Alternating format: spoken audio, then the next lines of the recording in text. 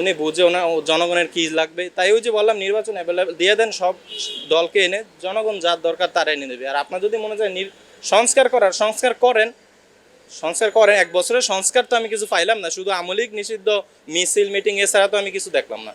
আমলিক নিষিদ্ধ করার কিছু নাই। কারণ আমলিক নিষিদ্ধ কিভাবে করে? একটা প্রশাসনিক কেন্দ্রে আপনি দেখেন 70 জন আমলিগের লোক পাবেন, হয়তো এখন ওরা বদলি আছে, নিস্তেজ আছে, চুপচাপ আছে, কিছু বলে না। আমলিক নিষিদ্ধ করা সম্ভব না, যেটা আমার ধারণা। কারণ এখন যারা বিএমপি তো ছিল আপনার কয়জন, একটা এলাকায় হাতে গোনা 50 জন যারা ত্যাগী নেতা ছিল, ওরা তো এখন বিএমপি নাম বেচছে চলে না। বিএমপি কারা নাম বেচছে এখন? হাইব্রিডগুলো। আমাদের এলাকায় আপনার হাইব্রিড নেতা হয়েছে, আমলীগের যুবলীগের নেতা হয়েছে হাইব্রিড, যার রাজনীতি কোনো ব্যাকগ্রাউন্ড নাই, সে হাইব্রিড হয়েছে, সে দল ডুবাইছে আমলীগ।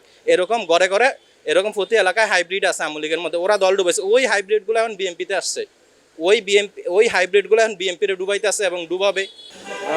এই পুনর্বাসন, আওয়ামী লীগের পুনর্বাসন আজকে নতুন না। ওনারা যেই সময় মানে পড়ে গেছে, তখন থেকে ওনারা আবার ঘুরে দাঁড়াইছে। ওনারা ঘুরে দাঁড়াবেই, আওয়ামী লীগ ঘুরে দাঁড়াবেই। আজকে হয় 1 বছর পরেও, 2 বছর পরেও, 5 বছর পরেও উনি ঘুরে দাঁড়াবে, ওরা ঘুরে দাঁড়াবেই। আর ওনারা নাই যে জনগণ যে শান্তিতে নাই, সুখে নাই, মারামারি লুটপাট চলতেছে, এগুলো তো থামতেছে না। তাহলে জাতি যেমন, একটা হাদিস আছে শুনছিলাম যে যার জাতি যেমন ওই রকম নেতা হবে। তো ওই যে কথা ঘুরে ফিরে আমরা যেমন, আমাদের ওই রকম লাগবে নেতা। ফ্যাসিবাদ তো সেটা তো বিষয় ভিন্ন, উনি তো ফ্যাসিবাদ কিনা সেই বিষয়ে আমরা যাচ্ছি না।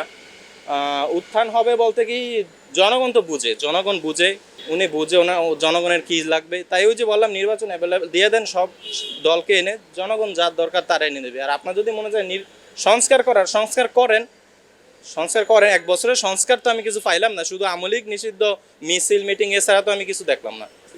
না, ও রাজনীতি মতভেদ, আমি আমি আমি খারাপ কিছু দেখিনি, আমি ভালোই দেখছি। এই যে দাঁড়ায় আছি এখন কোথায়, ক্যামেরা ঘুরে দেখেন। আপনার এগুলা তো উন্নতি হয়েছে নাকি? উন্নতি তো এরকম না যে উন্নতি আরেক দেশে গিয়ে করছে, আমাদের দেশেই করছে। এই যে কুড়িল এখানে গেলে 300 ফিট, তারপরে 180 ফিট এশিয়ান হাইওয়ে, তারপরে হচ্ছে বঙ্গবন্ধু টানেল। হ্যাঁ, তাহলে আরও তো অনেক কিছু করছে। এখন হচ্ছে গুম কারে করে? শীর্ষ চাঁদাবাজ, সন্ত্রাসী। হ্যাঁ, ও যেমন আপনার নয়ন বন্ডেরটা দেখেন, নয়ন বন্ড ক্রস ফায়ারে মারা গেল না, মিন্নি রিফাত হত্যা নয়ন বন্ড, তো ও তো ক্রস ফায়ারে মারা গেল। তো এইটারে আপনারা কি দৃষ্টিতে দেখবেন? গুম করছে না খুন করছে? ও ক্রস ফায়ারে মারা গেছে। এরকম মাদক ব্যবসায়ী অ্যাভেলেবেল এখনো হইতেছে, মারা যায়, সব কি নিউজে আসে? আপনারা প্রশাসনিক লাইনে একদিন দেখেন, ক্যামেরা নিয়ে যান, দেখেন যে কিরকম হয়, গুম অ্যাভেলেবেল হয়। কারণ এগুলা কিসের জন্য হয়? আপনার এই যে আপনার অপরাধের তো সীমা আছে, তারা জেল দিতে হবে, হ্যাঁ, নির্জন কারাবাস দিতে হবে। তো এখন যদি শেষ পারা যায় না, তখন তো তারে অপরাধ করতে হয়, একটা লাইনে যাইতে হয়, একটা তো সৃষ্টি হইতেই হয়। আর আপনার এই যে এখন যে আপনি কি যেন বলেন গুম খুন, এর সাথে এটা বলেন যে কারাবাসে ছিল কারাবাসে এখন যারা ছিল ওরা তো এখন সব বাইরে বাইরে ঘুরতেছে, ওরা বের হয়ে গেছে না, জেলে কি এখন অপরাধী আছে? এখন তো আমি দেখি সব আমলিক ওরা ওই জেল কারারক্ষীরা বসে আছে, সোশ্যাল মিডিয়াতে দেখতেছি।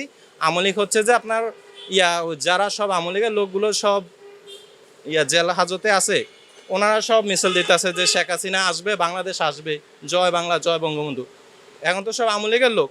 এখন যারা কারাগারে ছিল, কারাগারের লোক তো ছিল, এরকম নয় যে ছিল না, ওই লোকগুলো তো সব এখন বাহিরে, হোক তাদের দমে রাখছে হেরা অন্য দল করে, অথবা ওরা